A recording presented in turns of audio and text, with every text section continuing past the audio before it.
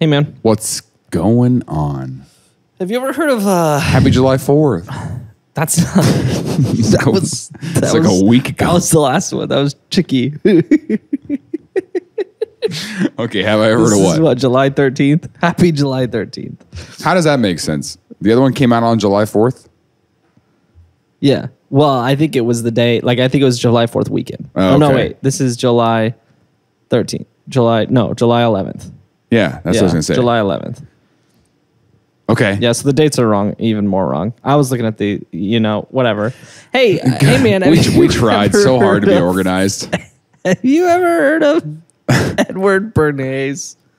Bernays? Is he half responsible for mayonnaise? Yeah, he's responsible. He's the nays part of mayonnaise? Yeah. But his idea was a little different. He thought he roasted his mayonnaise. And so it was like a charcoal... Mayonnaise roasting on an open fire. What are you doing to your mayo, bro? Mustard dripping on your toes. I was going to say out your nose. No, that's weird. Bro, is mustard dripping out your nose right now? People will judge me for saying this, but nothing exfoliates those little feet phalanges like a good old pack of mustard. Not the store-bought stuff. You got to get a pack. Did you see my tweet yesterday about that nun? Roll the theme song. I don't even care what context that is. I'm not going to try to explain myself in this scenario. We're done. Did you know that Paul Rudd is actually Ant-Man? Everything about him is a little dirty and gross, and is probably a lot of the Well, not everything. He showers a lot. There was no need for us to be here. We didn't have to And I tricked you. You silly idiots. Things I learned last night.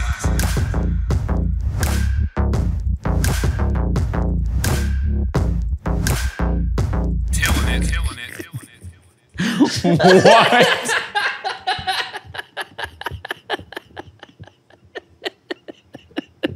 How does feet mustard go to... Okay. So have you heard the news about this nun that they, I guess, dug up, and she hasn't aged at all? I did see your tweet about that.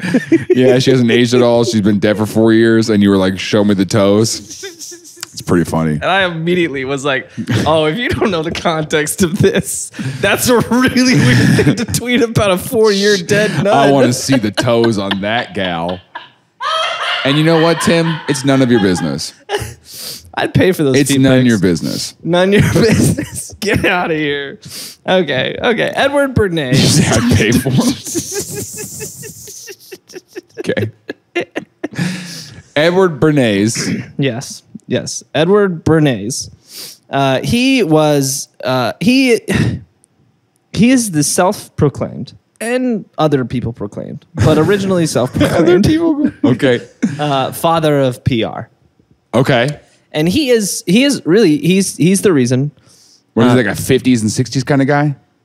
Well, I mean, yes, but also before then. I mean, he was... And also after then. Yeah. He didn't just come into existence for like 10 years. But is that the time era that his career was? I think his career, I mean, he was still in his career then. Oh, okay. I think his career was probably the most notable.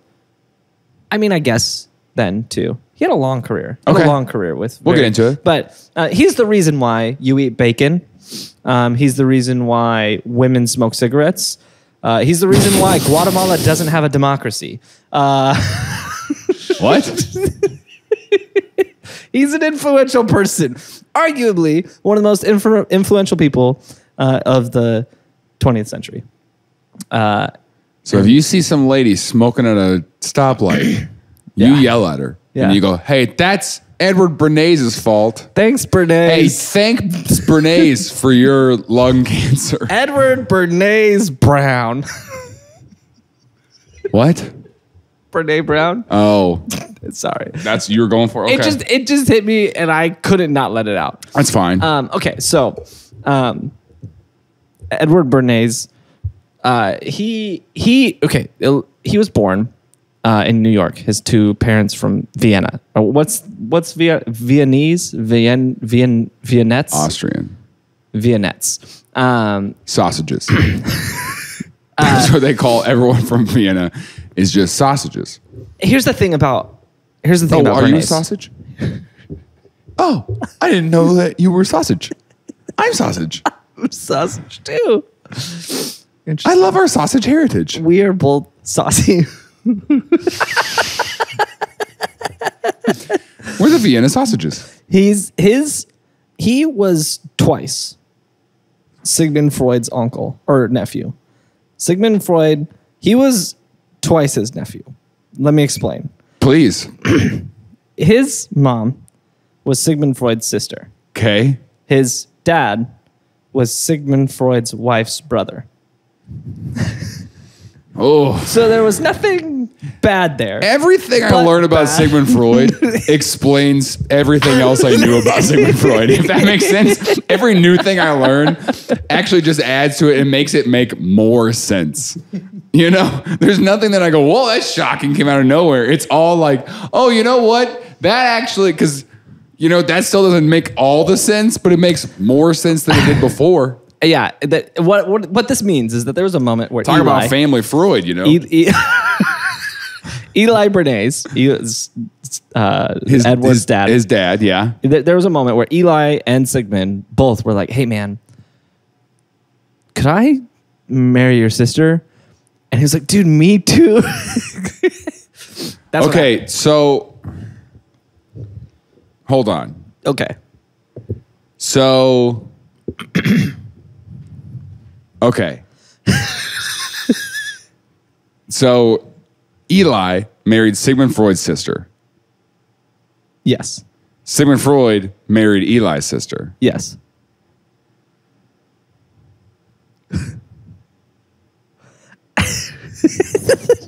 So it's like I see your eyes tracking the family tree right now. No, I got it. So it's like if okay, that makes sense. That's not super weird. I mean, it's weird, but it's not super. Not as weird as the twins that married each other. It could be Do weird. you know those people exist? The Twins two sets of twins that married each other. They didn't. I mean, like two boys, two twins, yeah, twins guys, and then twins gals, and then they were like, yes, yeah. And so what's crazy is that their kids are genetically also twins. But it's the same though, but they're just not twins. What do you mean? So I mean, no. It's the same thing. It's two sets of siblings. It's not though. That married each other. No, it's not. Oh, I guess it's one set of siblings. Wait, hold on. It is right. It is right. You're right. You're right. You're right. You're right. You're right. You're right. You're right. Actually, man, this is so complicated. Do you think that they had a joint wedding? That they were like, we're not going to do this twice. Like, yeah, we don't have to be. Well, I don't know. I don't know when they got married. I couldn't tell you. But who got married first? Because one of them married their sister-in-law. Here we go. Let's find out. So Sigmund Freud got married in 1886. I don't have an exact date here. Let's see. His dad. She got married. Dang it. Wikipedia doesn't say. We'll assume after. Well, yeah. It makes it feel a little better if it's. What year was Edward born? Edward? The person we're talking about, right? Yes. He was born 1891. So around the same time, they likely had a joint big old family gathering, you know? Yeah, yikes. They're like, listen, I know you guys are getting married. You guys are dating. How serious is this? Yeah. Can we just wrap this up? Have the it be a officiant wedding? is here. Yeah, we could do your wedding now too. And then I hope that happens in mine when we do our, because we have, well, by the time you listen to this, hopefully we're still married. Yeah, hopefully it happens. Hopefully it worked. Oh, it would have happened. Hopefully we're still married. Yeah. Like a month and a half. Fell apart. Yeah. Whatever time. But anyway, maybe when we go to get married, we'll also try to get our. You're just gonna peer pressure your friends into getting married at your wedding? Yes. Okay. Doesn't that not seem the most on-brand thing to do? Okay, Yes. so siblings married siblings. Siblings married siblings. And obviously, being a nephew of. I can't believe you weren't more mind blown about the twins. Is what I'm a little upset about. I've heard of this, and also it's the same concept. Except for it's not because they're twins, and that's way weirder. It is weirder. Yeah, it is weirder. But the thing that fascinates me is that genetically their kids are twins. That is really interesting. Okay. What do you think? That's all I want. That's, you know what? That's all I wanted, Tim. Do you think Edward and his cousins were genetically siblings? Let's test it. Do you think Edward and his cousins were genetically eels? Okay. He figured out where they came from. Inbreeding. Genetically were fish. Kinda. Yeah. It was an awkward day when she gave birth. What is that? There's so many of them. The whole time. So many of them. You don't know how many of these I've cut up. I can't believe I married you and you didn't tell me this is where they came from. So she's just like a ball of eels wrapped around. Like she's got a little eel crib that she puts them in. She's got this big eel head. Wait. And he's like, I thought you were human. Okay. She's like, I'm the end of the life cycle. I can't believe I got my best friend to marry your sister, who's also an eel. All right. This is so stupid. If you're new to our show, sorry. Welcome. So Edward is born in the late 1800s, 1891. Yes.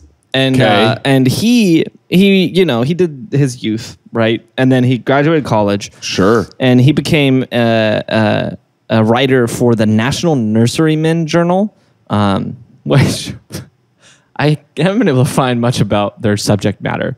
Trees. What? Trees. Think so? Yeah, like a tree nursery, right? Oh, I was thinking like a nursery rhymes. I know what you're thinking. That's because you're stupid, though. That's because your IQ is so much lower than mine. But like,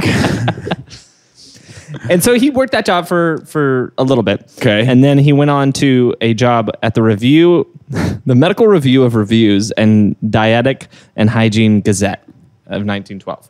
I'm so glad that branding got better. And where do you work at? Oh, yes, I work at the Medical Review of Reviews at the Dietetic and Hygienic Raising Cane's car wash. Okay. This Gazette, Sure. they took strong positions in favors of showers and strong positions against corsets. That was what they were known for. And got to be known for something, sure. they swayed public opinion. They are the reason why People take showers? Women stopped wearing corsets and everyone started showering more regularly. Was it was on like an intentional like branding thing, or the editor was just super passionate about two things? He was like, if there's Sir, two people things are starving in the streets. People don't know what to do. The world around us is crumbling. And he's like, yeah, it's these freaking corsets that these women are wearing. Yeah, if we could get the women out of the corsets and into the shower. If we can get women out of corsets, into the shower, and prayer back in the schools. Like, hey, your priorities are just top notch, brother. And so he was working for these people influenced him, is what I'm trying to say. Okay. He learned a lot of things for them. He started showering more. He started showering a lot, like 6 times a day. It was a weird amount of showering. And so he became a writer for them, learned a lot of things. And then guess what happened? I don't know, the corset industry came back and was like, get out of here. Honestly, really close. The war. Oh. And he was hired by the committee. War set. He was hired by the Committee on Public Information, or the CPI, which is the precursor to the CIA. And so he was hired by them, and they were like, hey, remember when... If you are listening, by the way, CIA, FBI, cool jobs, I'm open. You know, like I'll leave my career behind. We have been looking for brand partnerships. Please, yeah. If the CIA is open to any podcast advertising, please let us know. Go to TILLN.com/CIA. And use promo code TILLN. Stupid. What would we working for the CIA? Oh, I'm saying if they want to Jason Bourne me, I'll do it. Yeah.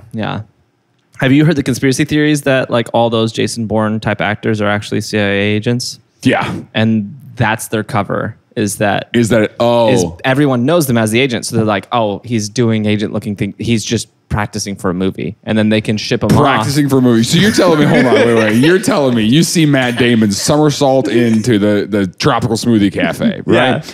And he shoots 3 people in there, and then jumps over out the back window. Yeah. And taking off running, and you go, he's practicing.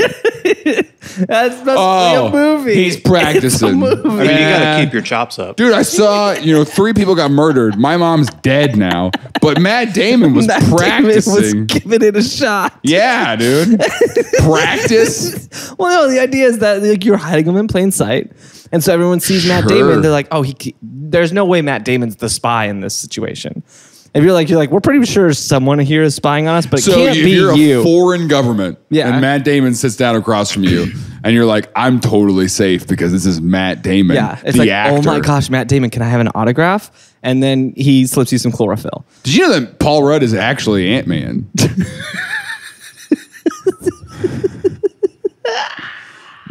Here's the thing, though. None of the other Marvel heroes are real, but Ant-Man. He's the only one. For some reason. I also real quick before we move on, I need to make this very clear. I just misspoke. I said chlorophyll. I know it's chloroform. I said chlorophyll. You don't have to comment at me. Sure. You don't have to comment at me. Hey, that's fine. Too late. That's fine. Daniel, I'm looking at you. You don't have to correct me in the comments. That's great. It's just, you know the difference because because my IQ is the highest. A spy. You're not a spy. Go to CIA.gov/TILLN.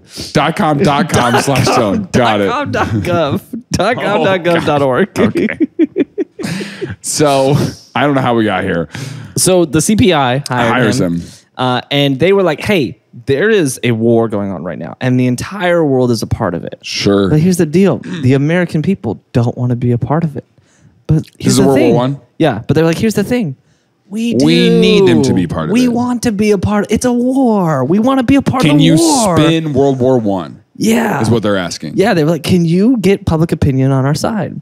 And so he started a propaganda campaign convincing people that what was happening in the war was an actual issue that Americans needed to be concerned with, and they needed to go fight to make sure we're going to go out there and we're going to kill those unshowered corset wearing world people. That's pretty close. Basically conducted this big psyops campaign. They're dirty and unnaturally small. Untie your corset. Let's see what you look like as a real man. Show me how thick your ribs really are. It's the idea of all these soldiers wearing corsets on the front line. Just, I can't breathe. Sir, I could fight better if I could take this thing off. No, that's what they want us to do. They want us to look bigger. It makes us smaller targets. Stupid. How does he sway the public? So he just convinces. He runs these series of propaganda campaigns, convincing everyone that what the Axis was doing was an actual threat to American life. Yes. And was it debatable? But did he convince everyone? Yes. We joined World War I, and then at the end of the war, at the Paris Peace Conference, he had like a speech that he talked about, where he talked about using psychological warfare to get Americans into the war. And why did he give this speech? Because he was this. Why was he like, here's what we did. At the end of this war that we've won, it's time there was no need for us to be here. We didn't have to and I tricked you. You silly idiots. Well, no, he used the word propaganda, and he talked about the influence that it had on the war and the ability for the Allies to come out victorious in the war. Okay. And He's like, look, I did it. well, I think the reason he did it is because all the businesses in the U.S. were like, give me that guy's number. Sure. And he did put a spin on it to say, hey, this is not just a wartime thing. This can be used in peacetime. And he talked about... Okay. You know what? If you're having trouble selling your products, propaganda. Propaganda. Now we just call it influencing. Well, he talked about when he was a writer for all of his gazettes that there were these what's the right word for it? Inappropriate plays that were trying to make it into Broadway, but the American people who were like kind of in charge of Broadway were like, that's dirty. We don't want your dirty plays in our Broadway. These are like Amsterdam plays. Yeah. And he was a part of spinning public opinion and getting them to be like, hey, we want to watch your dirty plays. Okay. And then Broadway was like, okay, fine, you can bring your dirty plays here too. And he's like, that worked in peacetime. It also got us into the war. It worked in wartime. It can see there's a precedence for this. Sure. Right? And so he became a bit of a mogul, hiring just about every significant business throughout the rest of the 20th century. I want to take a look at a couple of his most notable campaigns that he did because they are interesting. I mentioned Bacon. He did this campaign For the pork industry? not specifically for, I mean, I guess technically for the pork industry. It was a company that sold bacon. So they're like the last, which I guess is the pork industry. Okay. But he was hired because they wanted obviously to sell more pork. But people at that time, we talked about this in a recent episode, they either ate just kind of leftovers from the day before, or they ate just like coffee and nothing else for breakfast. They didn't eat. It was whatever. Hey, thanks for checking out this episode. If you like this one, we've got a lot of great past episodes that you can check out. One of my recent favorites is Frank Abagnale Jr. It's the dude from the movie Catch Me If You Can. And it's the story about how he scammed everybody into a really big scam. There's one scam that's like the scammiest of scams I've ever heard someone scam. So check that one out. It's a fun one. I like it a lot. But thanks for being here.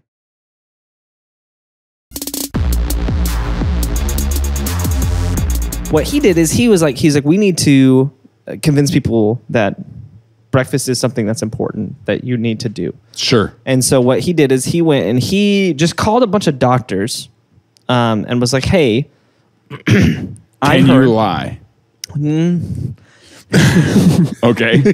He was like, I've heard. Sorry, that's what Coca-Cola does. He was like, I've heard. Are we going to talk about Coca-Cola? Not in this. Okay. But that's what they do. What do they do? They pay doctors to say that their products are not as terrible for you as they are. Yeah. And they've been caught doing it. It's over and over. Here's what he did. It's a loophole. It's a loophole. Okay. Because what he did is he went to the doctor and he said, "Hey doc," he said, "we've got." How much bacon could a person eat before it's like not good for them? Probably 6 slices every morning. Great. Doctors say 6 slices every morning is good for you. That's Doctors am say I wrong on how 5 slices of bacon is good for you? Is that what I said? Closer. You said 6, but that's closer. That's closer. What he said is he went to the doctors and was like, "Hey, I've heard that when you sleep, your body uses up all the energy that you had left, and so when you wake up, you need to replenish all of your energy. Is that true?" And they were like, "Well, yeah, you are going to need to eat something, get some calories in you, because, you don't have any. You were fasting overnight." Okay. And he's like, "Okay, so we need to break that fast, and we need to eat to replenish that." And they're like, "Yeah." And he's like, "Would it be true then that the more you eat, the more energy you're getting yourself to start off the day with a higher amount of energy?" And they were like, "Yeah." And he was like, "Can you get, I don't know, 4,500 other doctors to agree with you on that on a paper?" And his doctor was like, "Sure." And so his doctor went and got 4,500 doctors. Can you get 4,500 of your closest friends and peers to sign a paper for that? Small ask. Hey, I got a tiny favor.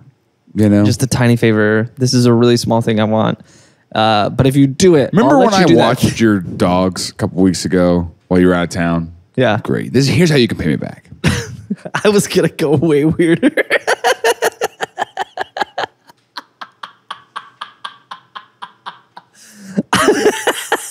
I was going to say, with 4,501 doctors who signed Okay. and said, hey, breakfast is... Did you say 4,501?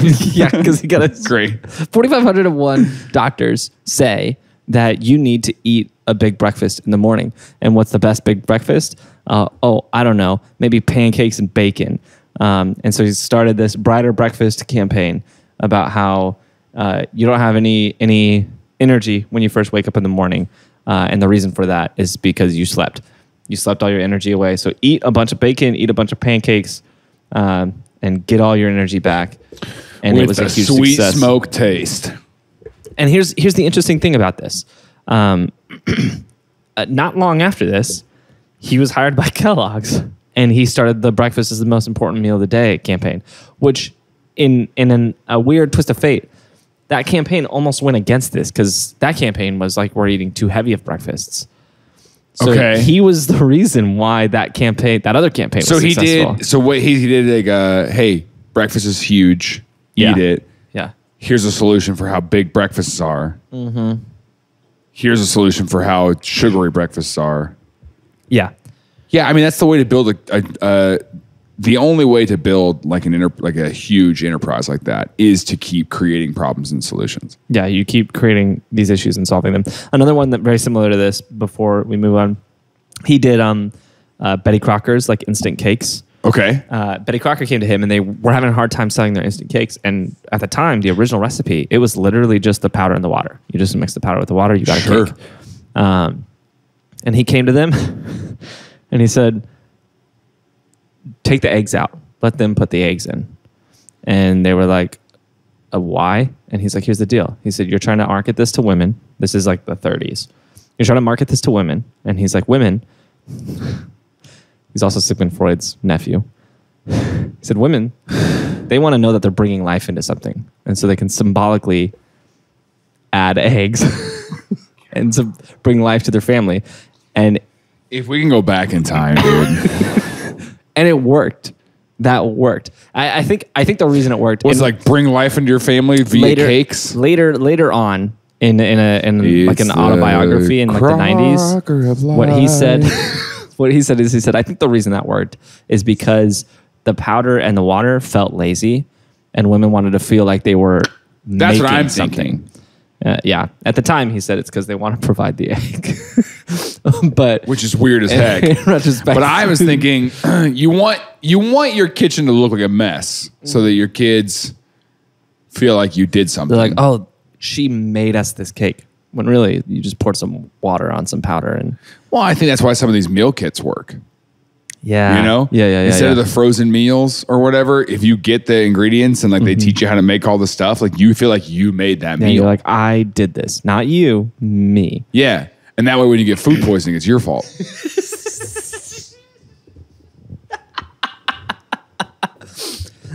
But anyways, so I told my doctor he could do that thing that he liked.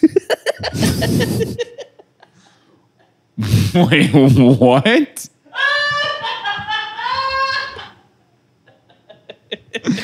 What? You hard cut away from it last time, so I figured I'd hard cut right back. What did you say though? I told my doctor.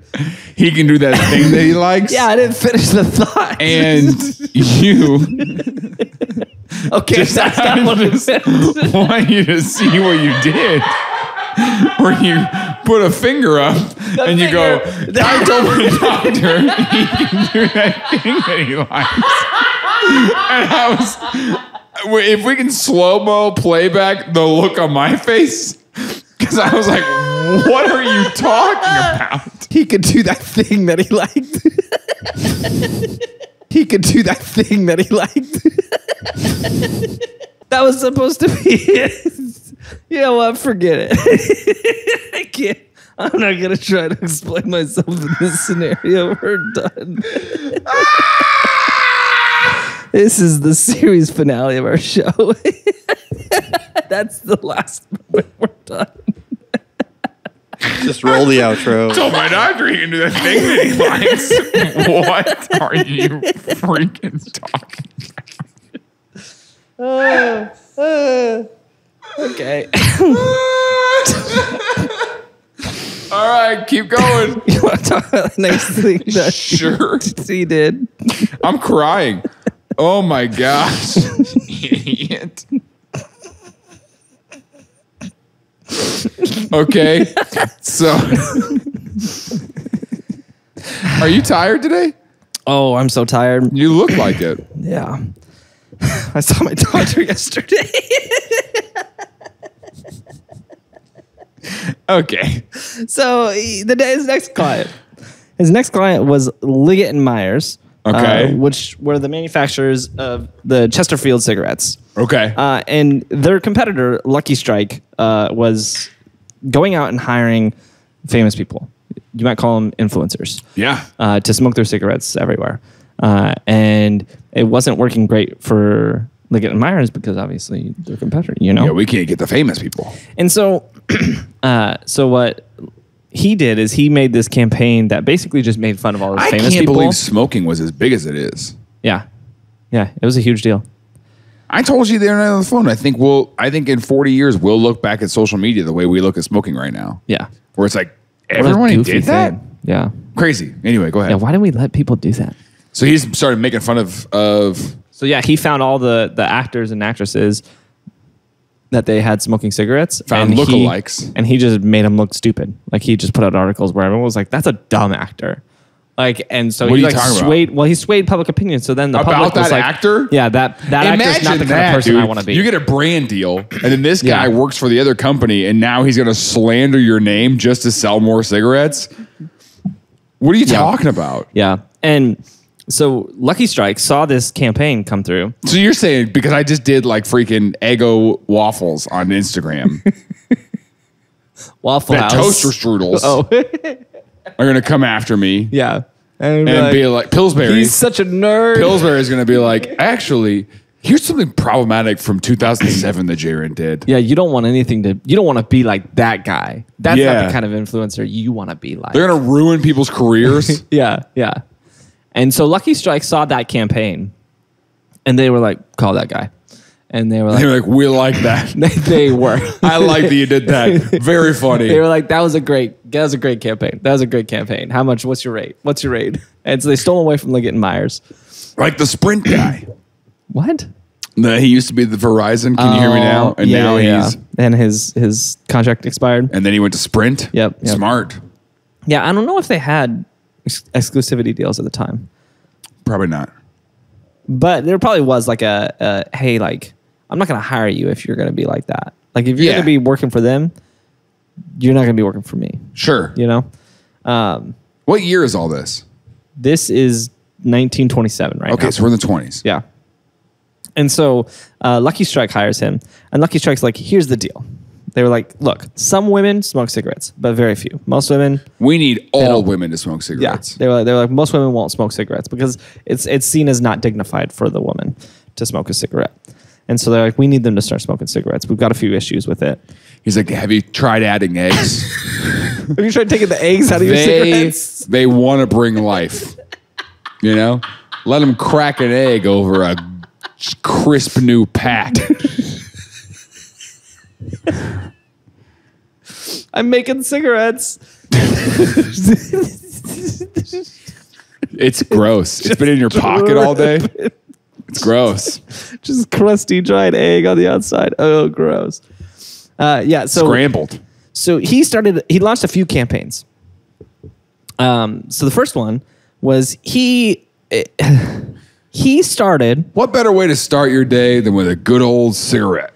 There at the time was not the most important breath of the day. Is a So they got women smoky one. holding their breath when they wake up. Just freaking. They yawn and they go. So he did a couple things here. At the time, there was beauty standards, but Sure. there wasn't a standard that like you had to be like super thin. Because remember, people just stopped wearing corsets, and that was the only way people were thin before. Right. So there wasn't like a like control. That's the your only reason weight I'm kinda- thin now. There wasn't like a control your That was weight. cute. Thanks, man. There wasn't a control your weight like standard. You know, like Sure. people would just pack it in with the So did corset. he create the body mass index? He went and he started this campaign that kind of influenced people that, oh, hey, I need to lose weight. And he got doctors and everybody arguing that like being overweight was bad for you. And so he didn't And they're like, create, yeah, I was actually not overweight until I started eating all this freaking bacon for breakfast. and so he kind of created this beauty standard. And then he went out and he created this ad campaign where he said, reach for a lucky instead of a sweet. And so basically saying, don't grab a cookie, don't grab that cake, grab a lucky cigarette because it's not going to make you gain weight. To keep slender, I reach for a lucky instead of a sweet. Yeah. And yeah, that's an influencer that they got on the ad. Here's a slightly more pointed version of this same campaign. Oh. So yeah, Is it's this supposed to you make you 5 thin. years from now? Yeah, it's supposed to make you thin. If you Oh my smoke lucky gosh. cigarettes, you get thin. Here's the problem though. People weren't buying Lucky branded cigarettes. They were buying every other brand of cigarettes because Lucky, you'll notice from this picture, has this bright green branded box. Sure. And green at the time was out of style. And so it didn't match any women's clothing. It clashed with all of women's clothing. Hey. And so Bernays came back to Lucky and said, hey, you need to reprint all your boxes because the green is clashing with women's style right now. And they said, we printed way too many of these. We can't reprint that many boxes. That's millions of So dollars. he's like, all right, I got to get him on board for green. Green's like money. So he went and he threw this gala in New York and he invited all the who's who of pop culture. That's what I'm saying, dude. I think I got the brain for this. And he told them all to wear green. And he told Yeah. them he scheduled an event right before the gala started, and at the gala, like a highbrow event about why green is the superior color this season, and like this whole thing, and had like all the big newspapers present to write about how everybody was wearing green, and then launched this campaign with women smoking the cigarettes, wearing green, and Lucky Strike blew up. It was the women's brand of cigarettes because Smart. It matched the in color. He made green the color. And because it matched, then it blew up. But he wasn't done yet.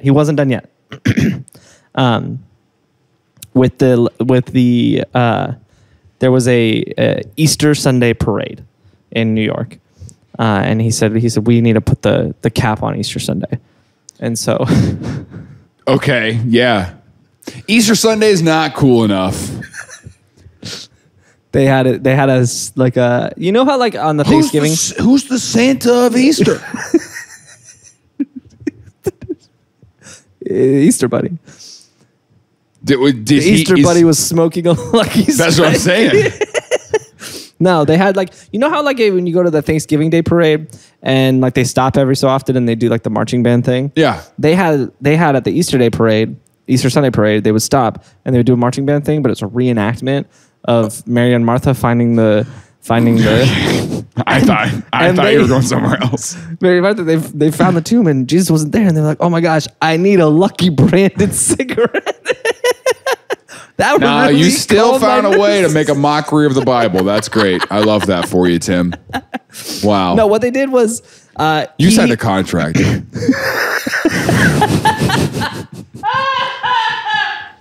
Oh man! So he hired just a bunch of rich women. I'm so disappointed that you did that joke. That was a good joke. That was a really funny joke. Oh my gosh! So yeah, you got a joke that you're trying to make back. You gotta one up me. Go for it. No. What are you gonna say? I wouldn't do A that. gardener came up on them and he was like, I could use a Lucky Prince. You guys got a light. You know, maybe it's just because I view this text as a holy thing that speaks to me. But if you want to keep making jokes, I'm actually on the side of our YouTube commenter. That guy who comments every once in a while. I think it's a good joke. Sure. Okay. So he hired a bunch of rich women and he said, hey, wear green to the parade. And also smoke some cigarettes while you watch the parade. Sure. And all around them, all the wealthy women of status are smoking cigarettes. And they're like, I want to smoke a cigarette. Okay. And they took off. Women became smokers.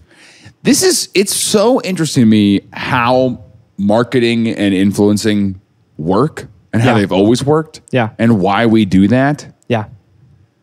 But it's also interesting. So I'm actually trying to figure this out now because influencing is dying right now. Yeah. Because there's way too much of it. Yeah. Like every other account you follow on social media is trying to sell you something now. And so this is just an inside for how my brain works. I'm trying to figure out how to do brand deals in a way that's like the de-influencing videos. Have you seen there's a whole section of TikTok that's de-influencing now. Have you seen that? What are they doing? I feel like I've heard of this. De-influencing is where he's like duetting, or she or whoever it is, they're duetting a video and they're showing you how much everything costs and being like, you don't need to spend this. Oh, you don't need this product. Yeah, this product adds nothing to your life, does not make your life easier. This is an unnecessary cup holder for your car. Yes. You have a cup holder. Yeah. Yeah. Use the cup holder in your car. Yeah. Yeah. Yeah. You know, you don't need a sticky notepad in your car. You don't need a marker board right by your keyboard. You know what I'm saying? Yeah, I hear you. You don't need counseling. So what you're what you're trying to do is say, I don't know what ads are running on our show right now. You don't need. What you're trying to say is you're trying to take those people who are trying to teach people. Hey, you don't need those things. I'm trying to figure out how to, I'm straight up trying to figure out how to de-influence you into buying a product. Yeah. Have you seen that video of that dude on the airplane who was using reverse psychology to get no one to sit next to him? Everybody was walking down the aisles of Southwest flight, the thing where he's just like patting chairs. Yeah. I've done that before. On a Southwest flight one time, there was a middle seat open between me and a guy in his 50s, right? Yeah. And there's a pretty girl who gets on, and I see him adjust his seat. You know, he sits there. Yeah. And she gets to our row, and he goes, "Do you need help putting your bag up here? I can get it." And she was like, "Oh, okay, thanks." He puts his bag up here. He goes, "That middle seat's open." And like made her sit next to us. And I'm like in the window seat and I'm just like, she's like my age. Yeah. Yeah. And I'm looking straight forward. And my only thought is like, how do I get this girl out of this? Yeah. Because he's trying to small talk her the whole time. Yikes. So I just put my headphones in and I let her suffer. Yeah. So I just hit him. Because then she brought out her 5 guys and I was like, you deserve this. You deserve that. Is that a soup? You can't bring soup on a plate. No, she was pretty good. She put her headphones in and shut it down. Yeah. And I was like, okay, you're good. But I just got so panicked for her. Yeah, that is annoying. Yeah, so same concept. Hey, it's me again. Thanks for being here for this episode. If you like what we're doing, it does cost us money to do this. And so just think about that. You know, that's it. I'm kidding. No, we have Patreon supporters, and it really helps us to make this show possible.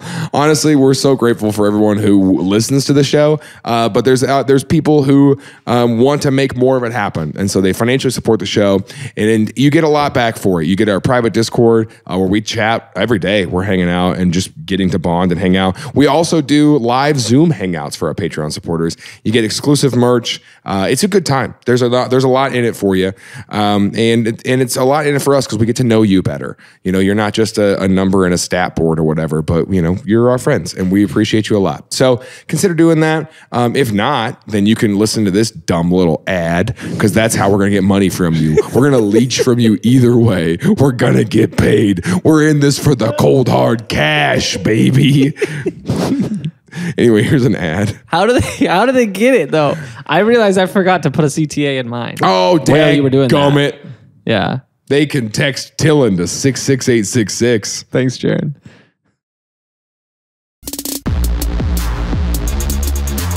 It's interesting you brought up the de-influencers and what they're doing is because it's hard to imagine the world being different than how it is for us. Because like you said, we're always being advertised to. And always being like, everything we watch has product placement in it. Did you see that TV that's free? What? It's a free TV. Look it up. Free TV.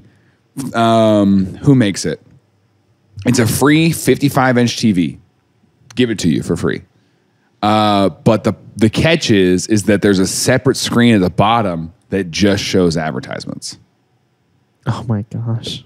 Are you seeing it? No. Put up free advertising TV on Google or something.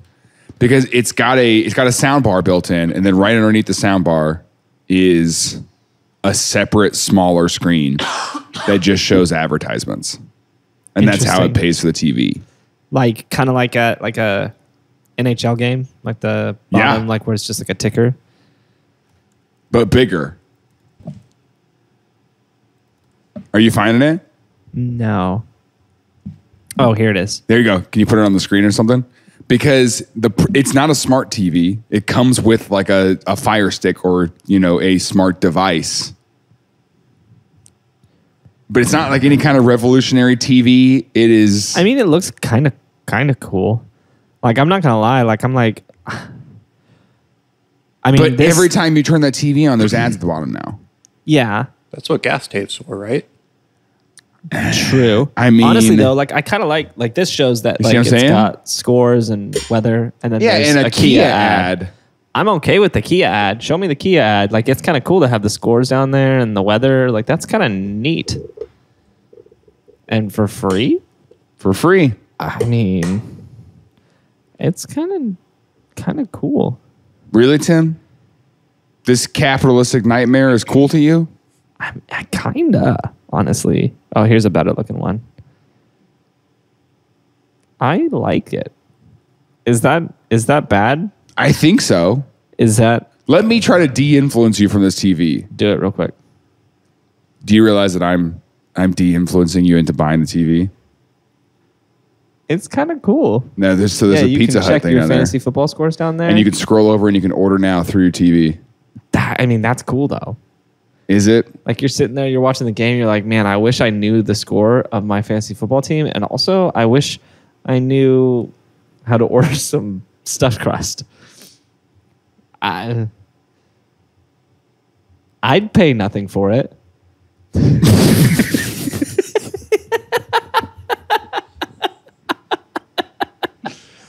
So that's the idea. But you have like every time you turn your TV on, every time you have an advertisement. I don't like that. I mean, that's no different than now. It's just a smaller screen doing it. It's no different. What's the difference? It's the same. Okay. I don't see a difference to that. And I'm like, if it's free.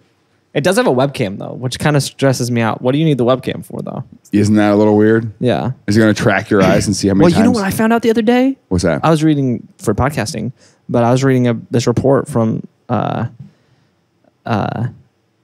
this guy who's developing.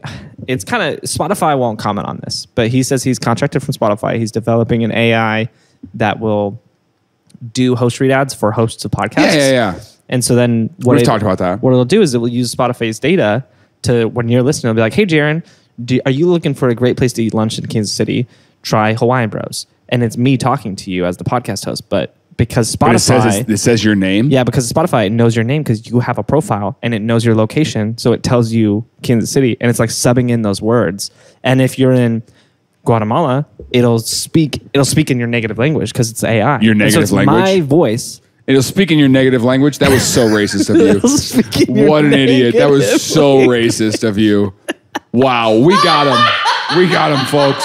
Right here on the TILLN podcast. Cancel this man. Cancel this man. Language. Speak to me in my negative language. You idiot. Loser. Isn't that crazy though? You sad, but Spotify, small-brained idiot. If you use Spotify Premium because it knows everything about you. And so it's like, it can personalize. So that's what I'm saying is that his marketing tactics were really brilliant for the 20s and 30s. Yeah. And it's crazy how people responded to those marketing tactics then. Yeah. It is scary how personalized it can become now. What's wild to me, now I can kind of get it because like we have a precedence for it. What's wild to me is that back then, at that point in time, like you had the wealthy that were buying a lot of stuff. Sure. But the general public, they only bought needs. They didn't buy wants. Right. And it was Bernays and his colleagues that shifted us into that mindset of, oh, I want that, so I need to buy it. I'm not. I have another one at home. I can satisfy my wants. Yeah, I have another bottle of hoisin sauce in my fridge, but I need to buy another one. Buy a bottle of hoisin sauce. Go to the store. Oh no. So, anyways, here's my favorite thing he ever did, though. So in 1954, there was a company called the United Fruit Company. You know of them today as the UFC. I mean, that is their... They rebranded. That is their United Fruit Company, UFC. They made a hard pivot. They were like, okay, we've been making fruit forever, but what if now we fought? From F word to F word. From F month to F month, baby. No, you probably know of the UFC. They've rebranded as Fruit of Loom. Chiquita. Okay. They make bananas. They Yes. probably the majority of the bananas you consume they make 'em? in your life. They make them. Bananas are not real. Bananas come from a can. A banana can. And so A canana. the thing about the United Fruit Company is they got started in 1899, and they were benefactors of a not so great government in Guatemala that was like, yo, you can just take money from take land from whoever you want and enslave whoever you want and do whatever you want with that land. So they gave the United Fruit Company 450,000 acres of land to pay people less than 5 cents a day Sure. to make fruit or harvest fruit, and I guess plant fruit. Yeah. And that was how their To be business, fruitful and multiply. that was how their business was successful. They did this for a touch over By 50 paying years. slave wages. Yes. And by getting land for super free. Well, in 1944... Well, you gotta watch ads, but yeah. We'll give you the land, but it comes with a Pizza Hut But it ad. comes to the Pizza Hut ad. Like, what the heck is a Pizza Hut? I don't know. Our advisor, Edward, told us to do it. So we're just going to follow his We're gonna advice. follow his lead. So the United Fruit Company has been doing this for about 50 years. But in 1944, Guatemala was thrust into a revolution. Sure. And as a result of that revolution, democracy was born in Guatemala. And the new Democratic Republic of Guatemala was like, hey, the way we've done all this stuff in the past is Super not wrong. cool. Yeah. And especially you, the UFC, you are like the worst part of this country. And they were like, we're going to buy, you've never paid taxes here. By the way. Imagine your oppressor is a fruit company. You know what I'm saying? Like you got to rebel on that. And Imagine the history where your grandpa's telling you, we rebelled against the fruit company. Yeah. We It rebelled against sounds the like banana man. sounds like a cartoon. The money's in the banana stand. That's what I'm saying. Like you freaking, yeah. So the president came back to them and was like, hey, you guys need to pay taxes. Tell us what your land value is. President of Guatemala. Yes, the new democratically elected president was like, you guys need to pay taxes now. You have, now they have well over 500,000 acres of land. And he's like, tell us the value of your land. And they came back and they grossly undervalued their land because they were trying to cheat taxes. Like $1. Yeah. And so they were like, okay, we're going to buy back all your land for that value that you gave us. And so they bought back the vast majority of their land at $2.39 an acre. And the United Fruit Company was real upset about this. They're an American company. And they were like, hey, this is not okay. So they hired Edward to persuade just the president of Guatemala. Get inside of his head. Mess his brain up a little bit. Hey, we run our land back, but if you could also like convince him to smoke some cigarettes with some eggs on it, bonus. Yeah, that would be great. Tell him that yogurt is really good for. Tell him we'll let him do what the doctor likes. And don't elaborate on what that Don't means. give him any more information on that weird idea. So the Edward Bernays goes and he starts doing this this big campaign about how evil it is for a nation to take land back from landholders, no matter the reason. And he got this into the school system. He got this into the news. And all of a sudden, the American public is like, yeah, there's nothing worse you can do in a democracy than take land back from landowners. And then once he turned that opinion, he started writing articles about, oh, the Guatemalan government is taking land from an American-owned business. They're doing this thing that we all know is evil and is immoral. They're taking land from everybody. So now the American people are like, oh, why would they do that? And he's like, it's because they're communists. They're not communists. It was a democratic. It's a democracy. Yeah, it was but he's like they're communists. They're trying to set up a commune. They're stealing everyone's land away. And so then they, long story short, influenced the United States government to form what was known as Operation PBS Success. Which I don't know where that name came from. PBS Success? Sounds like an after-school show. PB Success, but the S is still there. PB Success. PBS Success. So you're just stupid? Is what you're telling me? That's what I'm trying to tell you. What does the PB stand for? Pretty boy? PB stands for pretty boy.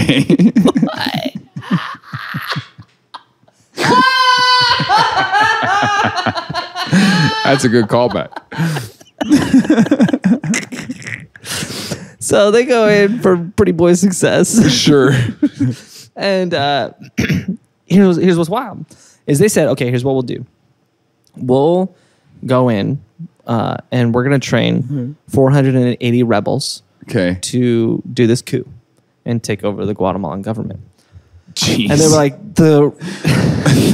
again, let me ruin an entire democratic system to sell more bananas.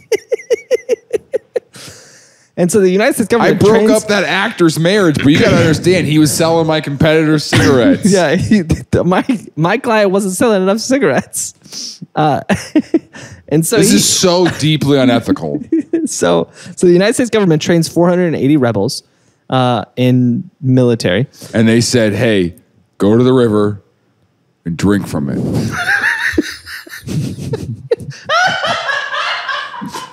Since you like Bible jokes so much, let's keep doing it. Cigarette, send them home.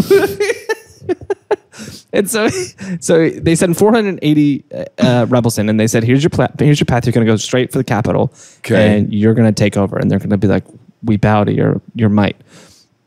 But the United States government knew. They were like, "These rebels suck at war, suck at rebelling." Yeah, they're gonna lose big time. And so then they said, "Hey, Eddy, we need your help with this." And so Eddy was like, I got you.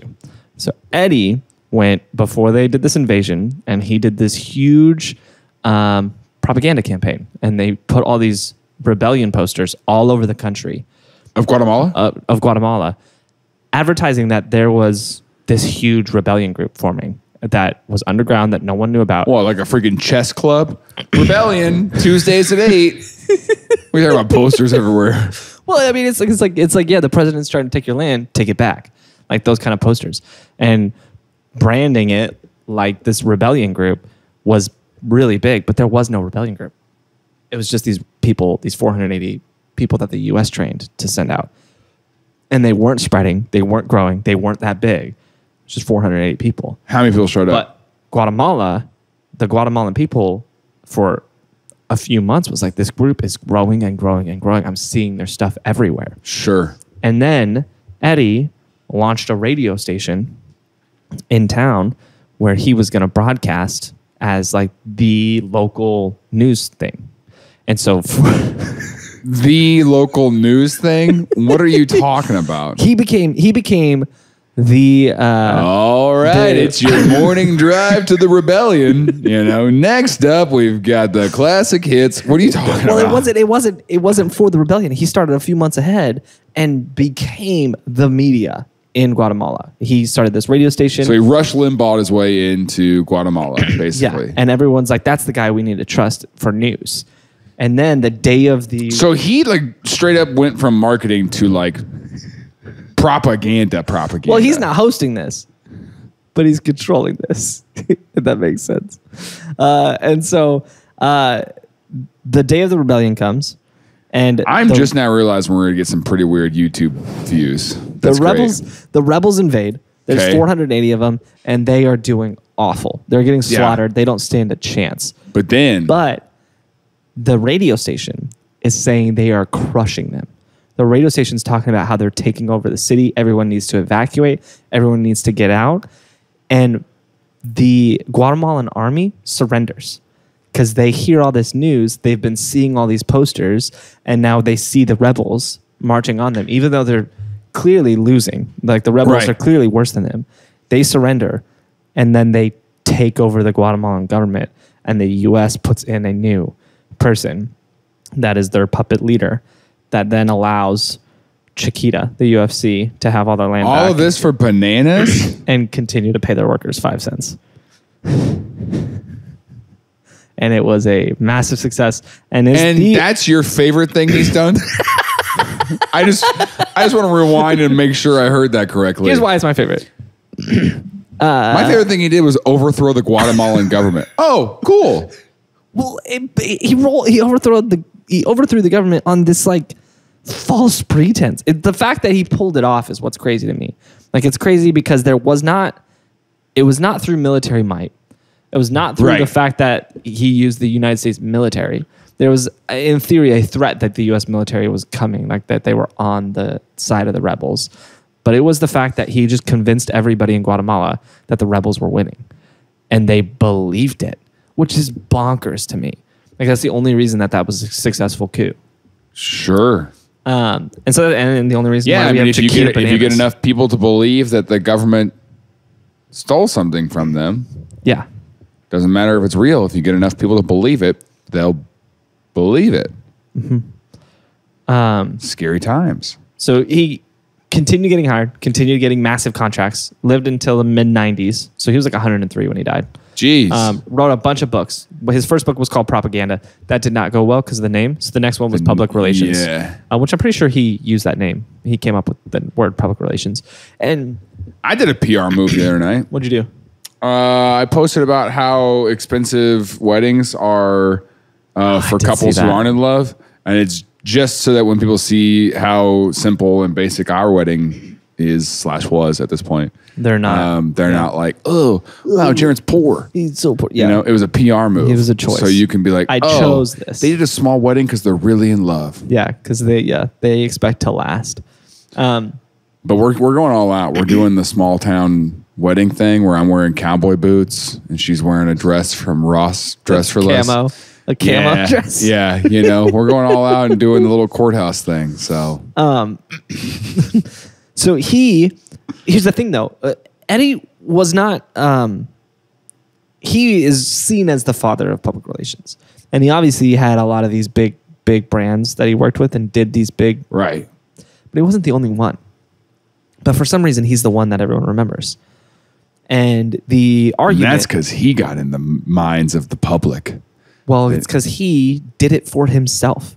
Yeah, that's what I'm saying. He made his own brand, and he did the public relations things for himself. Everybody else in the industry hated him. They're like, all he does is talk about himself. All he does is brag about himself. But he put himself in a spot where he was the authority on it, and it worked. He was the authority on it. And then he started getting a lot of pretty... Like Gary Vee. Exactly. Same concept. The irony of it is a lot of what he did, like you said, questionable. Or Grant Cardone. Questionable from a moral standpoint. And it's interesting questionable? to see. Is it questionable? It's interesting to see You think it's debatable? You think overthrowing the Guatemalan government through the force of propaganda and the use of radio waves and posters and months-long tactics and in correspondence with the United States government just to sell more bananas at a slave wages price? You think that's like questionable?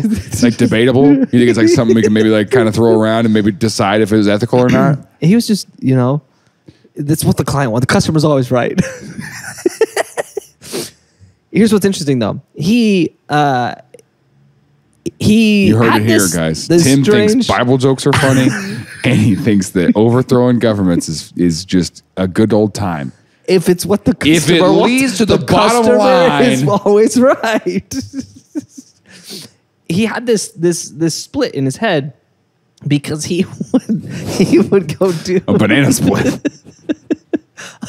I just want that banana split. He did the whole thing. He couldn't get any more banana splits because of the shortage. So he got to split his mind between like he wanted what? Because he wanted to do what? He's like, I want to do what's right. Do I want a banana split or do I want to overthrow Guatemala? I want to do what's right, but my sinful nature wants me to do what's wrong. That's the split that he's got? No, he had this split of the things he was marketing most of the time, he was against. For example, cigarettes, he viciously opposed smoking, and his wife smoked and he hated it, and he constantly complained that she smoked, but he's the reason. And so he had this, he's like, don't you ever wear green. I hate that color. He would do all this stuff at work and sway public opinion, do his little public relations thing, but at home, like, that wasn't the same person that he was, and he was able to kind of separate himself from it through a lot of mental jujitsu, like this quote. This is my favorite Edward Bernays quote. It says, it's going to involve a lot of really bad stuff, folks. It says, "You're not really lying if the lies you tell are to counter other lies." Yeah, he looks like an information terrorist. Yeah, here's another picture of him where he looks like, this picture of him looks like a Walt Disney documentary. Yeah. Which he probably did work with Disney, honestly. So you're not really telling lies if the lies are to counter other lies. You're just stepping into the same unreality that somebody else created is basically what he's saying. Yeah. And so you're just lying around. Somebody else muddied the waters. I'm just putting my toes in there. Yeah, I'm just... with a little bit of mustard on them. Yeah. Exactly. So... everything about him is a little dirty and gross, and is probably a lot of the reason. Not everything. He showers a lot. He's a big shower guy. You're right. But it's probably a big reason why our advertising landscape is so sketchy right now, and so weird. But at the end of the day, if it weren't for him, Guatemala would be a happier place. If it weren't for him, then your grandma probably never would have smoked. You probably wouldn't have bananas. And you probably want to eat bacon. So should you be thankful? There's a lot to take in there. Here's where I'm going to tell you that you don't need a fiddle off.